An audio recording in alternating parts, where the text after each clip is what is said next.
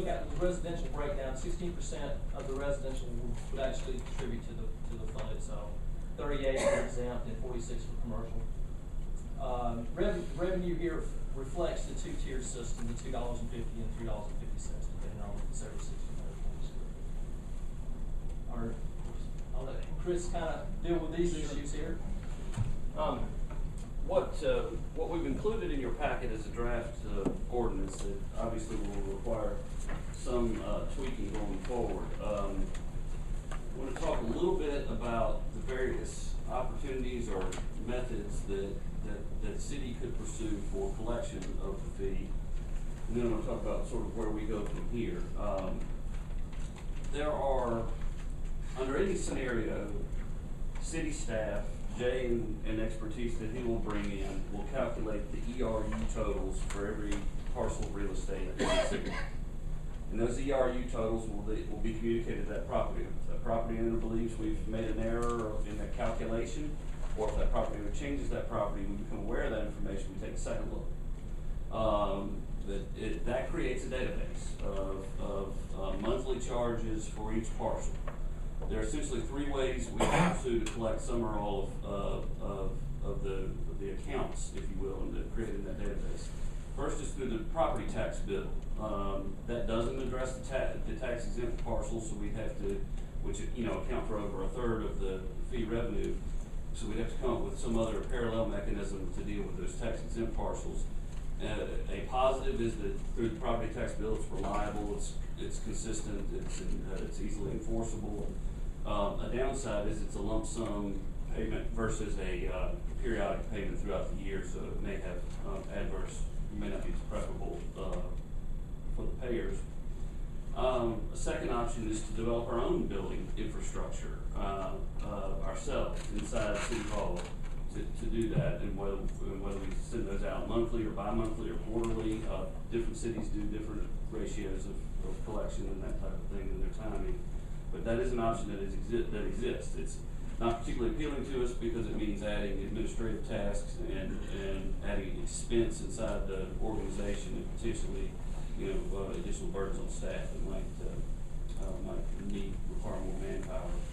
It does allow us to have some flexibility going forward about how we charge and collect the other fees that we currently charge, like residential solid waste charges and some other things would open up a door of flexibility, and it would spread the cost throughout the year. It would also provide us a geographically specific communication tool. In other words, we could go into the database and say, this neighborhood's being affected by this, or this activity's going on, and communicate via that periodic bill with individual neighborhoods. So that is one specific plus to that. The real challenge for that is we're always going to have issues of non-payment and how we would deal with that, because although this is very much a utility, it doesn't allow us to see service if folks pay. So we have that issue with enforceability if we go that route. The third route is we've had some preliminary discussions with Spartanburg Water, and they are aware that one of the options that we're presenting to you is to include the stormwater utility fees in the base charge of the water bill, which of course can be done with, relatively speaking, less added complexity in staff because they have the infrastructure in place to already do that. It spreads the cost throughout the year, and it relates to this overall objective of the fact that providing clean water, providing a healthy environment are all related concerns. Wastewater, stormwater, and drinking water are all three connected. They're links in a chain. And Spartanburg Water folks, we may choose to pursue that route.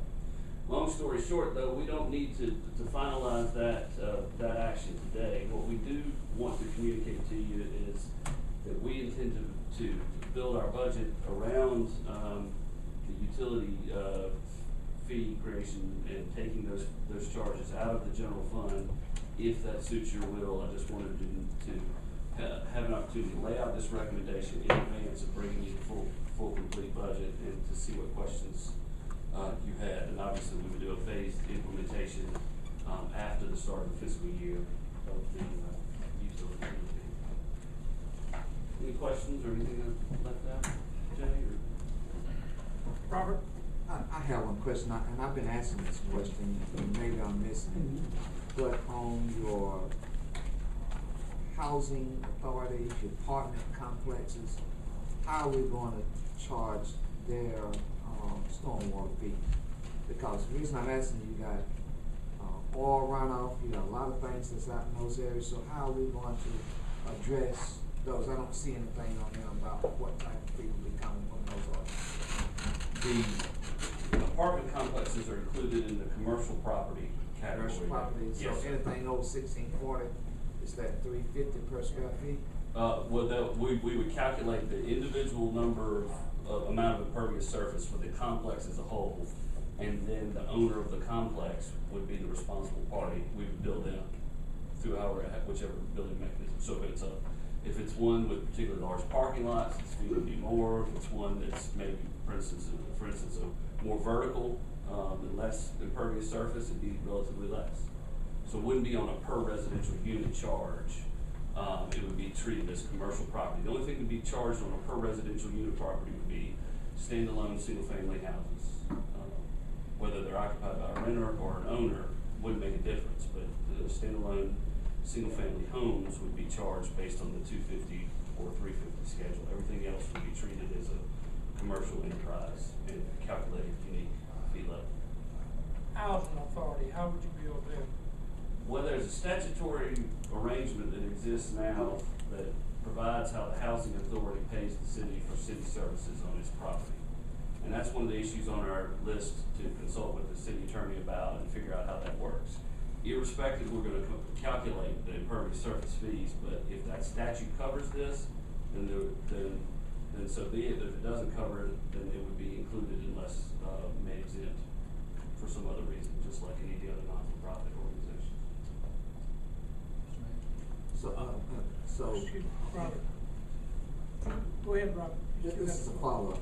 Yes, sir. You're saying nonprofit organization. Well, some of your churches is 501c3. Now, there will be a nonprofit organization, so if the housing authority would be exempt, then what would be our answers to churches that they have a 501c3 organization? How would we explain to them that they're not exempt from certain entities? The only reason anyone would be exempt is if there were a specific statute addressing that, and I don't believe that certainly not the case for churches, and I don't believe it's be the case for anyone except small asterisks, the housing authority, and we just don't know that. Okay. But all churches would be included, just like not-for-profit organizations and the hospital and other things that are not-for-profit. Kate. Kate. I actually have several questions. I was wondering why does a vacant lot pay the same amount as a single family house? Why would they pay anything if they're completely impervious? That is in reference to vacant lots that have been graded and cleared of Okay. vegetation that are sort of lots in the process of being developed and that kind of thing. Obviously, totally undisturbed land.